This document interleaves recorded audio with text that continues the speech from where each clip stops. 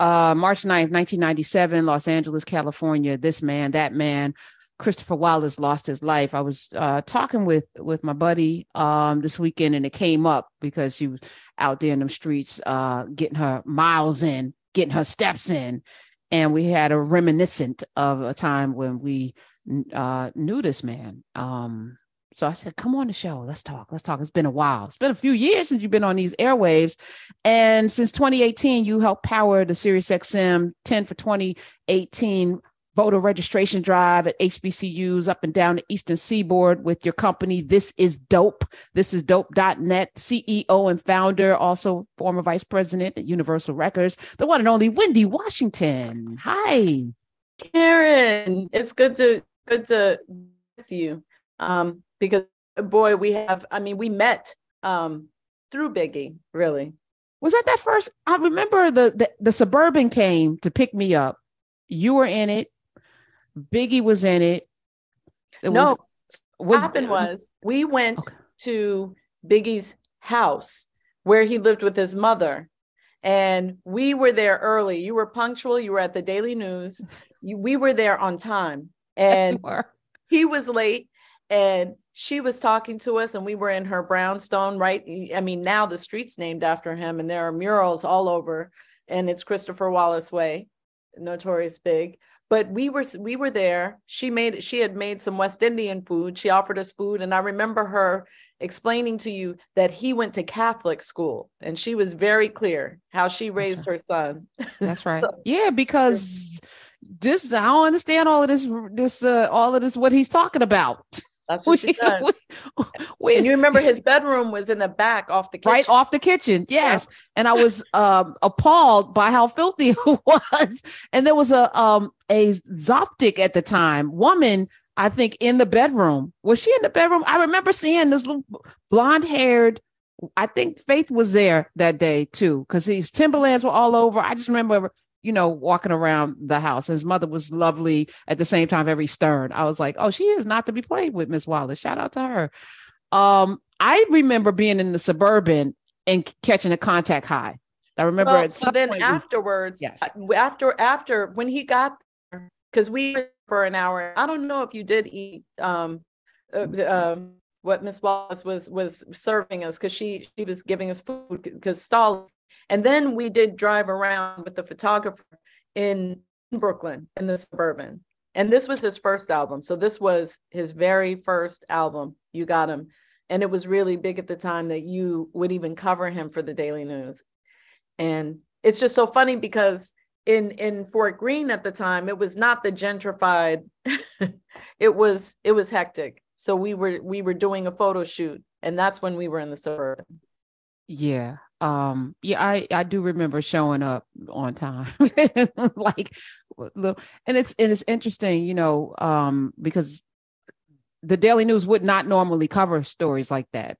And because they were paying me $300 per story, that like as my side hustle to do these stories, I was like, yeah, I'll do this. I'll show up. And that's how, we did so many pieces after that. And it was incredible. And as Vibe was coming and Source was there, the Daily News was making its mark through me. Hi, y'all, because very much so, because you weren't even in the entertainment segment. You had just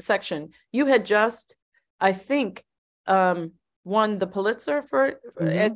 and you were in a whole different section. Department. Yeah, I was on the editorial board writing. You were on the editorial board. Yeah. But that's the time when nobody would cover hip hop. We'd have to beg mainstream outlets. So you'd find someone Black and you try to just make inroads. And I think you were open to it.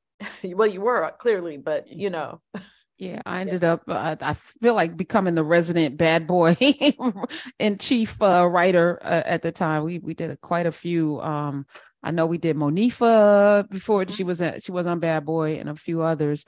But I'm grateful for the introduction into a space that I'm to this day, I'm R&B all day long. I'm struggling with hip hop right now. We were talking about Ja Morant before you came in, and I blame the culture of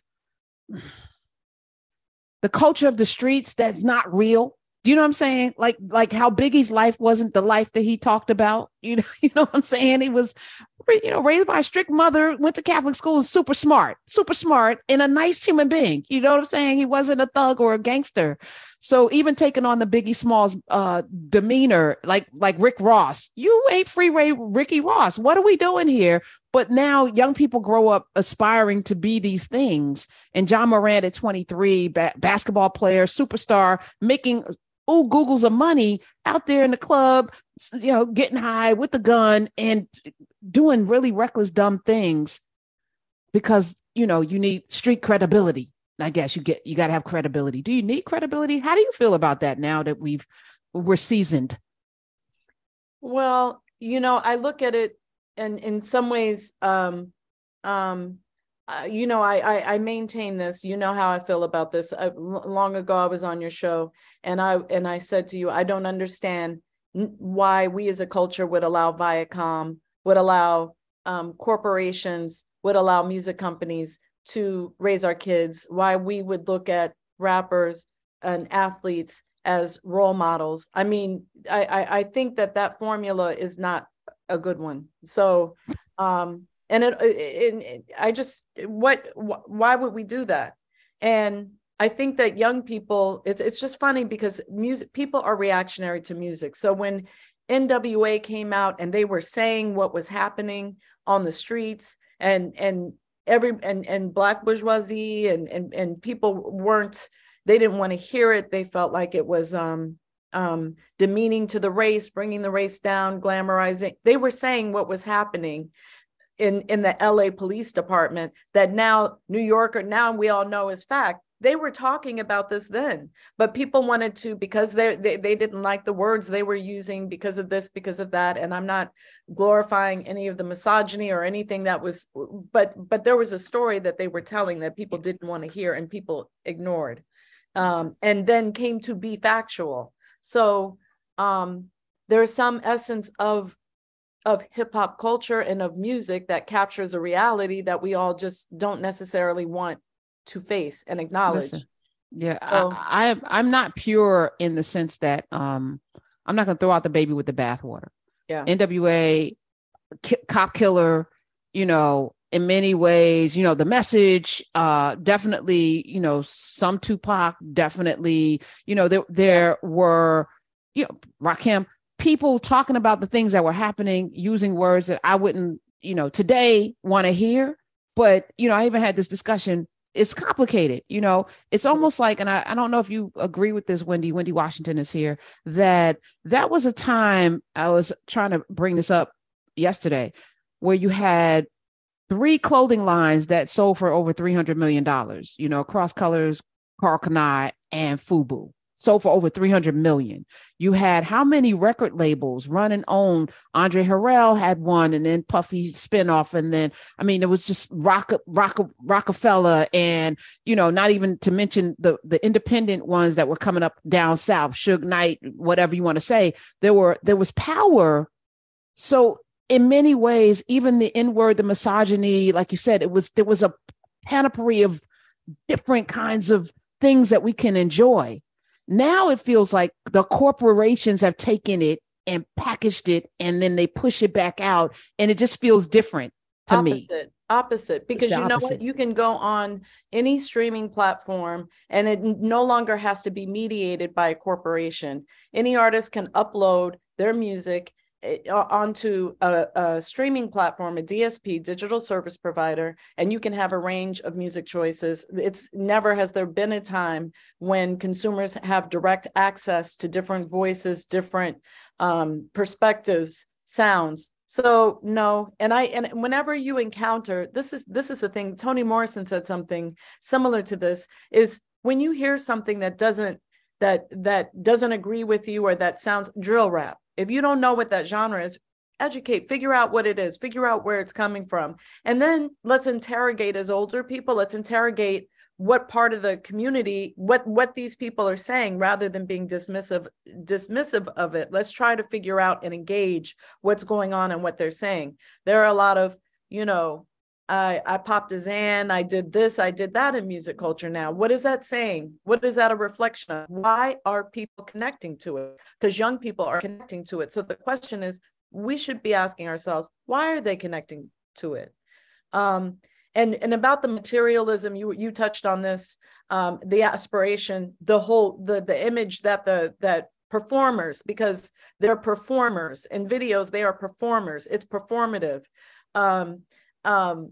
You know, they're not giving dispensaries to the brothers on the blocks in large part. They're not owning the dispensaries. They're not owning what's happening with this process. There are a number of people who are hustling and who are doing extra legal things and who are in that life. And I think people give voice to those people with a little glamour because it's a little outcast. It's a little outcasty to do it. It's a renegade. It's a rebellious thing to do, but also it's a fact.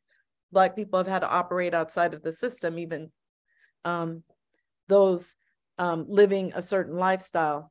So I guess what I'm saying is they're personifying a community that exists within our society. And yes, some of it is performative. Some of it is aspirational. And that's the American dream, materialism. That's the American dream. Is it? Should it be though? Should it be? You know, that's a bigger question. Mm-hmm. But that's what's been sold. You know, should it be? You know, that's up to you. That's up to me. I mean, I don't think so, but you know.